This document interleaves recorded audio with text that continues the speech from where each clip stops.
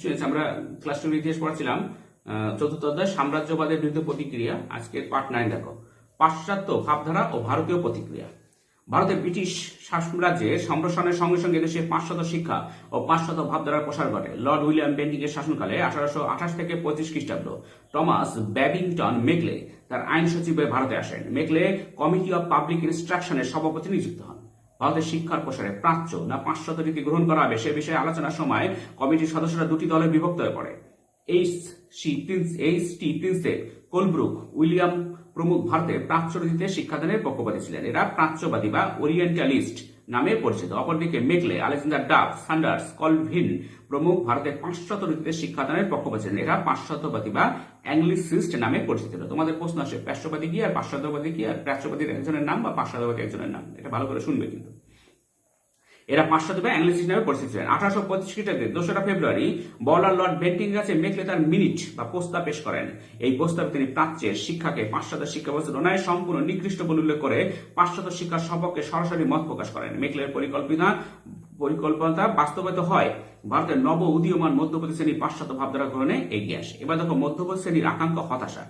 ভারতের ব্রিটিশ শাসনকালের অন্যতম গুরুত্বপূর্ণ ঘটনা ছিল মধ্যবিত্ত শ্রেণীর উত্থান। বেনেডিক্ট অ্যান্ডারসন এবং বি মিশ্র মনে করেন ভারতের মধ্যবিত্ত শ্রেণীর উত্থান একান্তভাবে ব্রিটিশ ঔপনিবেশিক শাসনের ফল। মধ্যবিত্তদের মধ্যে বাংলার গন্ধবণিক, মাদ্রাজের চেট্টি, গুজরাটের হিন্দু বণিক, কেরালার মোপলা, রাজস্থানের মারোয়ারি প্রভৃতি বণিক সম্প্রদায়গুলি ছিল খুবই ধনী। অবশিষ্ট মধ্যবিত্তরা যেমন ইংরেজি শিক্ষায় শিক্ষিত শিক্ষক, উকিল, সাংবাদিক, ডাক্তার ও অন্যান্য সরকারি চাকরিজীবীরা অত্যন্ত বিত্তশালী না হলেও যথেষ্ট সচ্ছল ছিল। ইংরেজি এবং পাশ্চাত্য শিক্ষা শিক্ষিত মুষ্টিমেয় ভারতবাসী ছিল সমগ্র মধ্যবিত্ত শ্রেণীর মুখপাত্র। এই শ্রেণী পাশ্চাত্য ভাবধারা গ্রহণ করার ফলে তাদের ফলে বিভিন্ন ধরনের পরিবর্তন লক্ষ্য করা যায়। এগুলি হলো দেখো আধুনিক ভাবধারা গ্রহণ। পাশ্চাত্য শিক্ষা শিক্ষিত মধ্যবর্তী সম্প্রদায় যুক্তিবাদ ও গণতান্ত্রিক আদর্শকে মনে প্রাণে গ্রহণ করে। এর ফলে তারা ভারতীয় সমাজে কুসংস্কার এবং ত্রুটিগুলির গতিপরক প্রভাব সম্পর্কে সচেতন হয়ে ওঠে। মধ্যবিত্তদের এই যুক্তিবাদ ক্রমে ঔপনিবেশিক রাষ্ট্রের বিরুদ্ধে ব্যবহৃত হতে থাকে। ভূমিকেন্দ্রিক পেশা। কোন কোন মধ্যবিত্তের উপার্জন ভূমি থেকে আসতো, তাই চিরস্থায়ী বন্দোবস্ত চালু 1793 খ্রিস্টাব্দে হওয়ার পর অনেক মধ্যবিত্ত অকৃষি জমিকে ক্রমে কৃষি জমিতে রূপান্তরের উদ্যোগ নেয়। কৃষি পণ্যের মূল্য ক্রমাগত বাড়তে থাকলে মধ্যবিত্তের কাছে জমিদারি একটি লাভজনক ব্যবসা হয়ে ওঠে। ফলে শহুরে বাঙালি চাকরিজীবী অন্যান্য ধনী মধ্যবিত্তদের কেউ কেউ নিলামে জমি কিনে লাভজনক ব্যবসায় প্রবেশ করতে থাকে। চাকরির সন্ধান। সরকারি চাকরি ছিল শিক্ষিত মধ্যবিত্ত শ্রেণীর প্রথম বা পছন্দের পেশা। 1857 খ্রিস্টাব্দে সরকার কলকাতা, মুম্বাই ও মাদ্রাসে 3টি বিশ্ববিদ্যালয় প্রতিষ্ঠা করার পরে ভারতে উচ্চশিক্ষিত মধ্যবিত্তের সংখ্যা প্রতি বছর যথেষ্ট হারে বৃদ্ধি পেতে থাকে। উচ্চশিক্ষিত যুবকের সংখ্যা বহুগুণ বৃদ্ধি পেলেও সেই হারে সরকারি চাকরি বাড়েনি।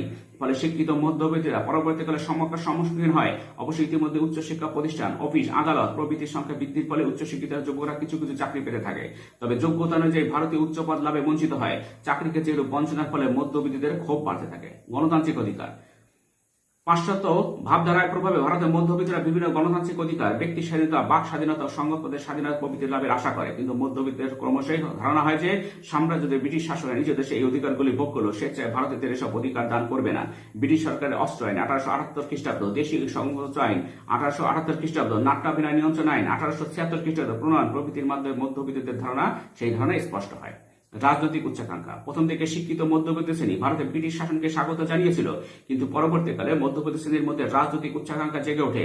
তারা নিজের দেশের শাসন কার্যে অংশগ্রহণ এবং স্থানীয় স্বায়ত্তশাসনের অধিকার অর্জন করতে কেন্দ্রীয় প্রাদেশিক আইনসভাগুলোতে বেশি সংখ্যায় ভারতীয় সদস্য গ্রহণের দাবি জানায়। এছাড়া তারা মনোনয়নের ভিত্তিতে নয়, নির্বাচনের মাধ্যমে আইনসভার সদস্য গ্রহণের দাবি জানায়। কিন্তু ব্রিটিশ সরকার 1861 খ্রিস্টাব্দে এবং 1892 খ্রিস্টাব্দে প্রণীত আইনে ভারতীয়দের রাজনৈতিক অধিকার বিশেষ কিছুই দেয়নি। ফলে মধ্যবিত্ত শ্রেণী ক্রুদ্ধ হয়। এবার দেখো আঞ্চলিক সাংস্কৃতিক প্রতিক্রিয়া, বাংলায় নবজাগরণ। ব্রিটিশ শাসনকালে ভারতে পাশ্চাত্য শিক্ষার প্রসার এবং পাশ্চাত্য শিক্ষাগণের প্রতি মধ্যবিত্ত শ্রেণীর প্রবল আগ্রহ ভারতে বিশেষ করে বাংলার সাংস্কৃতিক ক্ষেত্রে যথেষ্ট সদর্থক প্রতিক্রিয়া সৃষ্টি করে। পাশ্চাত্য ভাবধারার প্রভাবে 19বিংশ শতকে বাংলার শিক্ষা সংস্কৃতির ক্ষেত্রে ব্যাপক অগ্রগতি শুরু হয় এবং 20 শতকের প্রথমার্ধে পর্যন্ত এই অগ্রগতি অব্যাহত থাকে। পাশ্চাত্য শিক্ষা ভাবধারার প্রভাবে বাংলা এক নবযুগের সূচনা হয়। এই ঘটনা বাংলার নবজাগরণ নামে পরিচিত। বাংলার নবজাগরণের ধারা রাজা রামমোহন রায় 1772 থেকে 1833 খ্রিস্টাব্দে সংস্কার কর্মসূচি থেকে শুরু করে কবিগুরু রবীন্দ্রনাথ ঠাকুর 1861 থেকে 1941 খ্রিস্টাব্দ সৃজনশীল কাজকর্ম পর্যন্ত অব্যাহত থাকে। স্যার যদুনাথ সরকার, অমলাস ত্রিপাঠী প্রমুখ ঐতিহাসিক বাংলার নবজাগরণের জনক হিসেবে রাজা রামমোহন রায়ের নাম শ্রদ্ধার সঙ্গে স্মরণ করেছেন। বাংলার নবজাগরণের অগ্রগতি পরবর্তীকালে বাংলার সীমানা ছাড়িয়ে ভারতের অন্যান্য প্রান্তে এমনকি ভারতীয় উপমহাদেশের অন্যত্র প্রসারিত হয়।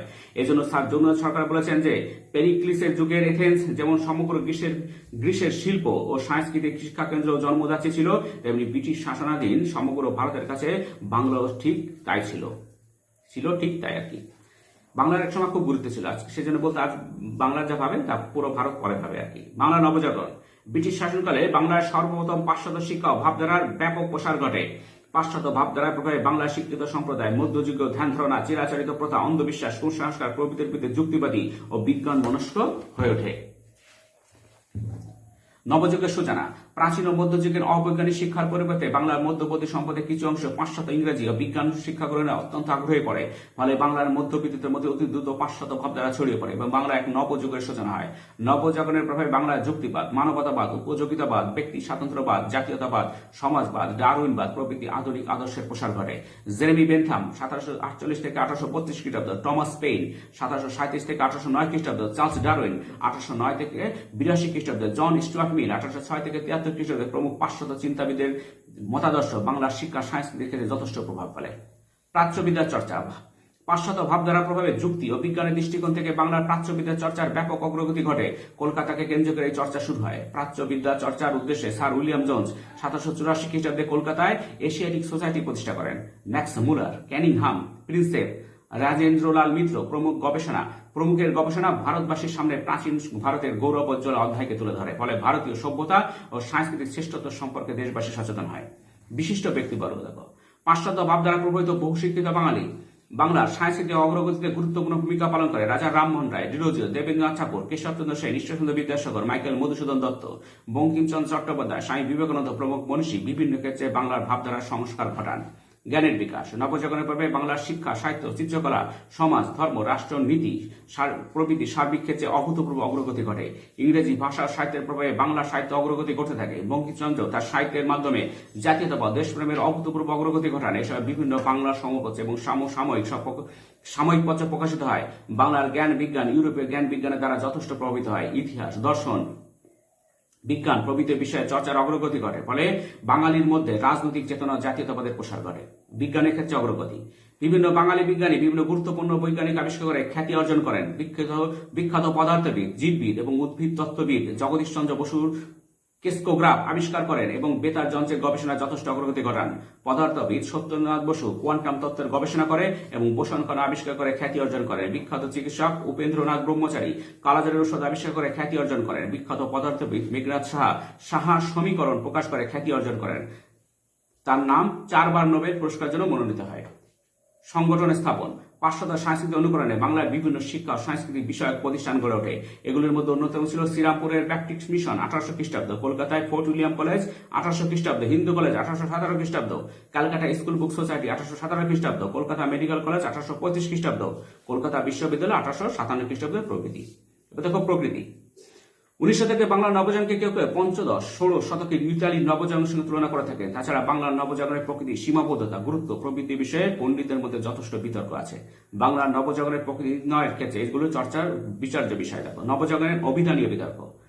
1900 থেকে বাংলার নবজাগরণকে নবজাগরণ বলা যায় কিনা তা নিয়ে পণ্ডিতের মধ্যে বিতর্ক আছে। এক হচ্ছে বাস্তব নবজাগরণ। 1900 থেকে বাংলায় প্রকৃতির নবজাগরণ ঘটেছিল বলে অনেকে মনে করেন। বাংলার সাংস্কৃতিক ও বৌদ্ধিক জাগরণকে স্যার যদুনাথ সরকার তার হিস্ট্রি অব বেঙ্গল গ্রন্থে দ্বিধাহীনভাবে রেনেসান্স বা নবজাগরণ বলে অভিহিত করেছেন। তিনি বাংলার নবজাগরণকে ইতালির নবজাগরণের চেয়ে ব্যাপক, গভীর ও বৈপ্লবিক বলে উল্লেখ করেছেন। অধ্যাপক সুশোভন সরকার, অম্লান দত্ত প্রমুখ বাংলার জাগরণের বিভিন্ন সীমাবদ্ধতা উল্লেখ করে একে নবজাগরণ বলে মেনে নিয়েছেন। তথাকথিত নবজাগরণ। সেন্সাস কমিশনার অশোক মিত্র 1951 খ্রিস্টাব্দে আদমশুমারি রিপোর্টে বাংলার জাগরণকে তথাকথিত নবজাগরণ সোকল রেনেসান্স বলে আখ্যা দিয়েছেন। তার মধ্যে এই জাগরণ শহর কলকাতার মানুষের মধ্যে অবদ্ধ ছিল, গ্রামীণ বাংলার জনগণকে স্পর্শ করতে পারেনি। সুপ্রকাশ রায়, ডক্টর বরুণ দে, ডক্টর সুমিত সরকার, অরবিন্দ পোদ্দার, ডক্টর অশোক সেন প্রমুখ এই অভিমত সমর্থন করেছেন। পণ্ডিত বিনয় ঘোষ বঙ্গীয় নবজাগরণকে একটি অতি কথা বা মিথ বলে অভিহিত করেছেন। নবজাগরণের স্রষ্টা। বাংলার নবজাগরণের প্রকৃতির স্রষ্টা কারা তা নিয়ে পণ্ডিতের মধ্যে বিতর্ক আছে। বাংলার নবজাগরণের রামমোহন বা ডিরোজিওর কৃতিত্ব মার্কিন গবেষক ডেভিড কফ অস্বীকার করেছেন, কিন্তু এই অভিমত যথার্থ নয়। ডক্টর রমেশচন্দ্র মজুমদারের মতে পাশ্চাত্য সভ্যতার সমন্বয়ে ভারতবাসীর অন্তরে নবজাগরণের সূচনা হয়। ইতালি নবজাগরণের সঙ্গে সম্পর্ক দেখো। অধ্যাপক সুশোভন সরকার প্রমুখ ঐতিহাসিক ইতালির ও বাংলা নবজাগরণের মধ্যে সাদৃশ্য বৈসাদৃশ্য উপায় খুঁজে গেছেন। আবার ডক্টর অমর ত্রিপাঠী প্রমুখ ঐতিহাসিক ইতালির নবজাগরণের সঙ্গে বাংলা নবজাগরণের তুলনা অর্থহীন বলে উল্লেখ করেছেন। সাদৃশ্য দেখো, পঞ্চদশ ষোড়শ শতকে ইতালির নবজাগরণের সঙ্গে 19 শতকের বাংলার নবজাগরণের বিভিন্ন সাদৃশ্য লক্ষ্য করা যায়। যেমন অন্ধকারের অবসান। ইতালির নবজাগরণ যেমন মধ্যযুগের কুসংস্কার জড়তা অন্ধকার থেকে ইউরোপকে মুক্তির পথ দেখায়, বাংলার নবজাগরণ তেমনি মধ্যযুগের কুসংস্কার জড়তা অন্ধকার থেকে ভারতকে মুক্তির পথ দেখায়। অনুপ্রেরণা। ইতালির নবজাগরণ অনুকরণের উৎস ছিল প্রাচীন গ্রিক ও লাতিন সাহিত্য। অনুরূপভাবে বাংলার নবজাগরণের প্রেরণার উৎস ছিল প্রাচীন সংস্কৃত, মধ্যযুগীয় ফার্সি এবং আধুনিক ইংরেজি সাহিত্য। 3 হচ্ছে যুক্তিবাদী ও মানবতাবাদী মানসিকতা। ইতালির নবজাগরণ যে স্বাধীন যুক্তিবাদী মানবতাবাদী অনুসন্ধানী মানসিকতা লক্ষ্য করা যায়, অনুরূপ মানসিকতা বাংলার নবজাগরণ লক্ষ্য করা যায়। বাংলার রামমোহন রায়, বিদ্যাসাগর প্রমুখের মধ্যে যুক্তিবাদী ও মানবতাবাদী মানসিকতার প্রতিফলন ঘটে। সাহিত্যের অগ্রগতি। ইতালির নবজাগরণে যেমন কথ্য ভাষায় সাহিত্যের প্রসার ঘটে, তেমনি বাংলার নবজাগরণে বাংলা ভাষায় সাহিত্যের অগ্রগতি ঘটে। বৈসাদৃশ্য দেখো, ইতালির নবজাগরণের সঙ্গে 19 শতকে বাংলার নবজাগরণে বিভিন্ন বৈসাদৃশ্য লক্ষ্য করা যায়। যেমন প্রেক্ষাপট। ডক্টর অমর ত্রিপাঠী মনে করেন যে পঞ্চদশ ষোড়শ শতকে ইতালির নবজাগরণ এবং 19 শতকে বাংলার নবজাগরণের প্রেক্ষাপট ছিল ভিন্ন। ইউরোপে দ্বাদশ শতকের নবজাগরণ, বাণিজ্য বিপ্লব, নগর বিপ্লব প্রভৃতি ঘটনা ইতালির নবজাগরণের প্রেক্ষাপট রচনা করেছিল, কিন্তু বাংলার নবজাগরণে এরূপ কোনো প্রেক্ষাপট অনুপস্থিত। গতিবেগ। ইতালি তথা ইউরোপের নবজাগরণে যে প্রবল গতিবেগ, উদ্যম ও বহুমুখী সৃজনশীলতা লক্ষ্য করা যায়, সেই গতিবেগ, উদ্যম ও বহুমুখী সৃজনশীলতা বাংলার নবজাগরণের পক্ষে লক্ষ্য করা যায় না। পরিবেশ। ফ্রান্স নগরীকে কেন্দ্র করে স্বাধীন ও মুক্ত পরিবেশে ইতালির নবজাগরণ বিকশিত হয়েছিল, কিন্তু কলকাতা কেন্দ্রিক বাংলা নবজাগরণের সময় তা কলকাতা ও বাংলা ছিল পরাধীন। ব্যাপকতা। ইতালির নবজাগরণ ছিল সার্বিক ও ব্যাপক, কিন্তু বাংলা নবজাগরণ ছিল সীমাবদ্ধ নবজাগরণ। এই নবজাগরণ কেবল সমাজের উচ্চ শ্রেণীর মধ্যে সীমাবদ্ধ ছিল। হিন্দু সমাজের বৃহত্তর নিম্ন বর্ণের মানুষ, কৃষক সমাজ, মুসলিম সমাজের সঙ্গে এই নবজাগরণ কোনো সম্পর্ক ছিল না। ইতালি বা ইউরোপের নবজাগরণের সঙ্গে বাংলা নবজাগরণের পার্থক্য লক্ষ্য করে ঋষি অরবিন্দ বলেছেন, ইউরোপের ধাঁচে নবজাগরণ ভারতের মাটিতে সম্ভব নয়। কি বলেছেন? ইউরোপের ধাঁচে নবজাগরণ ভারতের মাটিতে সম্ভব নয়। সীমাবদ্ধতা। 19 শতকে বাংলার নবজাগরণ কিছু সীমাবদ্ধতা লক্ষ্য করা যায়। এক হচ্ছে উচ্চ স্তরে আবদ্ধ। বাংলার নবজাগরণ মূলত সমাজের উচ্চ শিক্ষিত উচ্চবিত্তদের মধ্যে প্রসারিত হয়েছিল। শহুরে শিক্ষিত, ইংরেজি শিক্ষিত মধ্যবর্তী শ্রেণীকে নেতৃত্ব দিয়েছিল। গ্রামের নিম্ন স্তরে সাধারণ মানুষের এই নবজাগরণ স্পর্শ করতে পারেনি। এজন্য ডক্টর অনিল শীল একে এলিটিস্ট আন্দোলন বলে অভিহিত করেছেন। মুসলিম বিচ্ছিন্নতা। বাংলার নবজাগরণ মূলত হিন্দু সমাজের মধ্যে আবদ্ধ ছিল, এর সঙ্গে মুসলিম সম্প্রদায়ের বিশেষ সম্পর্ক ছিল না। ইংরেজ নির্ভরতা। মূলত ব্রিটিশ সভ্যতা সংস্কৃতির উপর নির্ভর করে বাংলার নবজাগরণ এসেছিল। নবজাগরণ নেতৃবৃন্দ মনে করতেন যে ইংরেজ শাসনই ভারতীয় সভ্যতার সার্বিক মঙ্গল করতে পারে। এবার দেখো, সময়, স্বাস্থ্য ও মজুরির জন্য শ্রম সম্পর্কে পশ্চিমবঙ্গ ভারতীয় সমাজ স্থানীয় মানসিকতার পরিবর্তন। ভারতের ঔপনিবেশিক শাসন প্রতিষ্ঠা হওয়ার পূর্বে সময়, স্বাস্থ্য ও মজুরির জন্য শ্রম সম্পর্কে দেশের মানুষের মধ্যে যেরূপ ধারণা বা রীতি প্রচলিত ছিল তা ঔপনিবেশিক শাসনকালে যথেষ্ট পরিবর্তিত হয়। প্রাক ঔপনিবেশিক আমল। ভারতে ব্রিটিশ ঔপনিবেশিক শাসন শুরু হওয়ার আগে এদেশে পাশ্চাত্যের ধাঁচে স্কুল, কলেজ, অফিস, আদালত গড়ে ওঠেনি এবং আধুনিক শিক্ষায় শিক্ষিত ভারতের মধ্যবিত্ত শ্রেণীর প্রসার ঘটেনি। তখন কৃষি ছিল ভারতীয়দের প্রধান জীবিকা। তাই ইংল্যান্ডে, ইউরোপে স্কুল, কলেজ, অফিস, আদালতে যাতায়াতকারী ছাত্র ও শিক্ষক, উকিল ও বিভিন্ন অফিসের কর্মীদের সময়, স্বাস্থ্য ও মজুরির জন্য শ্রম সম্পর্কে যে ধরনের অভ্যাস গড়ে উঠেছিল, সেই ধরনের অভ্যাস ইতিপূর্বে ভারতে গড়ে ওঠেনি। এই সময় বিষয়ে ভারতীয়দের নিজস্ব একটা ধরনের ধারণা গড়ে উঠেছিল, যে পাশ্চাত্য ধারণা থেকে অনেকটা পৃথক। ঔপনিবেশিক আমল। 1785 খ্রিস্টাব্দের পর থেকে ভারতে ব্রিটিশ ঔপনিবেশিক শাসনের প্রসার ঘটতে শুরু করে। ব্রিটিশ শাসনাধীন ভারতে পাশ্চাত্য শিক্ষার প্রসার ঘটে এবং পাশ্চাত্য ধাঁচে শিক্ষিত চাকরিজীবী মধ্যবিত্ত শ্রেণীর উদ্ভব ঘটে। এই শ্রেণী সময়, স্বাস্থ্য ও মজুরির জন্য শ্রমের বিষয়ে পাশ্চাত্য ধারণা রপ্ত হয়ে ওঠে। সময় দেখো, প্রাক ঔপনিবেশিক সময়ের ধারণা। ভারতের ব্রিটিশ শাসন সুপ্রতিষ্ঠিত হওয়ার আগে এদেশে কৃষক, মজুর ও শ্রমিকদের কর্মক্ষেত্রে পশ্চিমী ধাঁচে সকাল 10টা থেকে বিকেল 5টা পর্যন্ত কাজের কর্মসূচি নির্দিষ্ট করে বাধা ছিল না। কৃষক, মজুর, শ্রমিকরা সকালে বাড়ির খাওয়া দাওয়া সেরে কর্মক্ষেত্রের উদ্দেশ্যে রওনা দিত। দুপুরের খাবার কোনো কোনো ক্ষেত্রে মজুরের সঙ্গে নিয়ে কাজে যেত। আবার কখনো কখনো পুকুর বাড়িতে দুপুর বেলার খাবার জুটত। সন্ধ্যায় বাড়ি ফেরার পর তার রাতে খাওয়ার প্রচলন ছিল। সেকালে সকাল, দুপুর, রাত্রি অনুসারে ভারতীয়দের কাজকর্ম, খাওয়া দাওয়া চলত। ঔপনিবেশিক আমলের সময় ধারণা। ব্রিটিশ শাসনাধীন ভারতীয় মধ্যবিত্ত পরিবার, স্কুল, কলেজ, ছাত্রছাত্রী, অফিস, আদালতের চাকরিজীবীদের দৈনন্দিন সময় সারণী অনেকটাই পাল্টে যায়। ব্রিটিশদের অনুকরণে স্কুল, কলেজ, অফিস, আদালতগুলোতে সকাল 10টা থেকে বিকেল 5টা বা অনুরূপ কোনো সময়সূচি পর্যন্ত কাজের সময়সূচির প্রচলন ঘটে। কলকারখানাগুলোতে পশ্চিমী ধাঁচে কাজের সময়সূচি চালু হয়। ঘড়ির ব্যবহার। পাশ্চাত্য সময় ধারণা থেকে প্রসার লাভ করলে ঘড়ির সময় ধরে কাজকর্ম চলতে শুরু করে। এভাবে ভারতের শিক্ষা প্রতিষ্ঠান, অফিস, আদালতের সঙ্গে যুক্ত ভারতীয়দের সময়ের কাঠামো পাল্টে ক্রমে পাশ্চাত্য ধাঁচের হয়ে ওঠে। ফলে ঘড়ির ব্যবহার অত্যন্ত জনপ্রিয় ওঠে।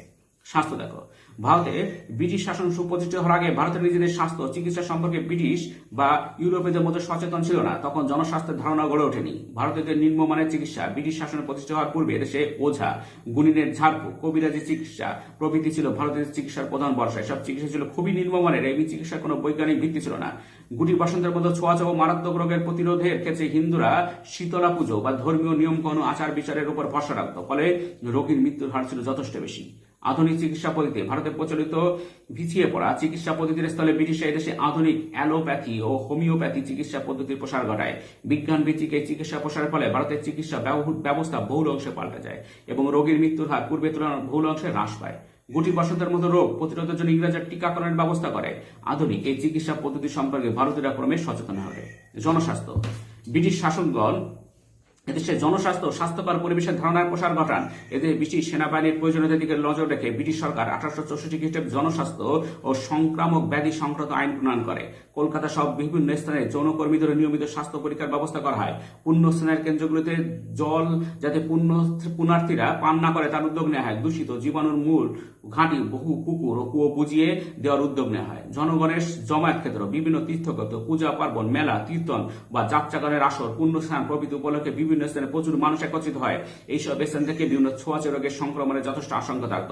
ব্রিটিশ শাসন প্রতিষ্ঠিত হওয়ার পূর্বে দেশের এ ধরনের জনবহুল স্থানগুলিতে রোগ সংক্রমণ প্রতিরোধের কোনো ব্যবস্থা গড়ে ওঠেনি বা কোনো কোথাও গড়ে ওঠেনি। বিভিন্ন উপলক্ষে জড় হওয়া এ ধরনের জনবহুল স্থানগুলিতে ব্রিটিশের জনস্বাস্থ্য সুরক্ষিত করার পরিকল্পনা করে। তাই এই ধরনের স্থানগুলিতে বিশুদ্ধ পানীয় জল সরবরাহ, শৌচালয় স্থাপন, মেডিকেল বিভাগ, পুলিশ প্রভৃতি নিয়োগ করে রোগ সংক্রমণ, মহামারী ইত্যাদি প্রতিরোধের উদ্যোগ নিত। মজুরির জন্য শ্রম, প্রাক ব্রিটিশ ভারতের দরিদ্র কৃষক ও মজুর শ্রেণী ধনী গোস্বামী বা খামার মালিকদের অধীনে কাজ করত। শ্রমদানের বিনিময়ে সুনির্দিষ্ট মজুরি লাভের প্রথা তখন নিয়মিতভাবে গড়ে ওঠেনি। প্রাক ব্রিটিশ মজুরি প্রথা, প্রাক ব্রিটিশ যুগে ভারতের দরিদ্র কৃষক ও মজুররা শ্রমদানের বিনিময়ে বিভিন্ন উপায়ে পারিশ্রমিক পেত। নিজেদের চাষের কাছে প্রভুর কাছ থেকে 1 খণ্ড জমি পেত। 2, ঋণের অর্থ পরিশোধে ব্যর্থ হয়েও কেউ কেউ প্রভুর জমি বা খামারে বিনা পারিশ্রমিক কাজ করতে ঋণের অর্থ পরিশোধ করতে বাধ্য হতো। অনেক সময় শ্রমদানের বিনিময়ে শ্রমদাতা তার পরিবারের সদস্যরা প্রভুর কাছে প্রয়োজনীয় অন্ন, বস্ত্র, বাসস্থান পেত। ব্রিটিশ ধাঁচের মজুরি প্রথা, ব্রিটিশ শাসনকালে ইংরেজ শাসন এদেশে স্কুল, কলেজ, অফিস, আদালতগুলোতে মাসিক বেতন দেওয়া শুরু করে। ইংরেজদের শিল্প কারখানা, জমি চাষ প্রভৃতি ক্ষেত্রে শ্রমিক ও মজুরদের দৈনিক মজুরি দেওয়ার প্রথা চালু হয়। এর ফলে ইংরেজদের অনুকরণে ভারতে অন্যান্য স্থানেও শ্রমের বিনিময়ে মজুরি দানের প্রথা প্রচলিত হয়। স্বল্প মজুরি, ব্রিটিশ কারিগর, শ্রমিক, কর্মচারীরা যে হারে মজুরি পেত ভারতীয় শ্রমিকের চেয়ে যথেষ্ট কম মজুরি পেত। বেশিরভাগ ক্ষেত্রে কায়িক শ্রমের সঙ্গে ভারতীয়দের যুক্ত করা হতো। শেষ পর্যন্ত ভারতীয় শ্রমিকদের ন্যায্য মজুরির দাবিতে সরকার 1936 খ্রিস্টাব্দে ভারতীয় মজুরি আইন পাশ করে। প্রশ্ন আসে, ভারতীয় মজুরি আইন কবে পাশ হয়? 1936 খ্রিস্টাব্দে। মূল্যায়ন দেখো, ভারতের সময়, স্বাস্থ্য, মজুরির জন্য শ্রম এর ক্ষেত্রে পশ্চিমী ধারণার প্রসার ঘটল। কখনো তা আবদ্ধ ছিল না। এদেশে 18 শতকের মধ্যভাগ ঔপনিবেশিক শাসনের ধারাবাহিক প্রসার ঘটল। আধুনিক পশ্চিমী সময়, স্বাস্থ্য মজুরির জন্য শ্রম এই ধারণা এদেশে প্রসার লাভ করতে শুরু করে 19 শতক থেকে। সময় সম্পর্কে পশ্চিমী ধারণা প্রথম মধ্যবিত্ত শ্রেণী নামে পরিচিত আধুনিক পাশ্চাত্য শিক্ষায় শিক্ষিত ক্ষুদ্র অংশে ভারতীয়দের মধ্যে প্রভাব বিস্তার করেছিল। ভারতের বৃহত্তম জনগোষ্ঠী এই ধারণা থেকে দূরে ছিল। আর্থিক কারণে সরকারের স্বাস্থ্যনীতি মূলত শহরাঞ্চলে সীমাবদ্ধ ছিল। দূর দূরান্তে গ্রামাঞ্চলে সুবিধা পৌঁছায়নি। মজুরির জন্য শ্রমের ক্ষেত্রে সরকার কিছু কিছু উদ্যোগ নিল। দেশের বিপুল সংখ্যক অজ্ঞ, অশিক্ষিত সাধারণ মানুষের পক্ষে এসব সুবিধা তারা পায়নি আর কি। আজকে এই পর্যন্ত। এর পরের ভিডিও দেখাবে। Thank you very much for watching.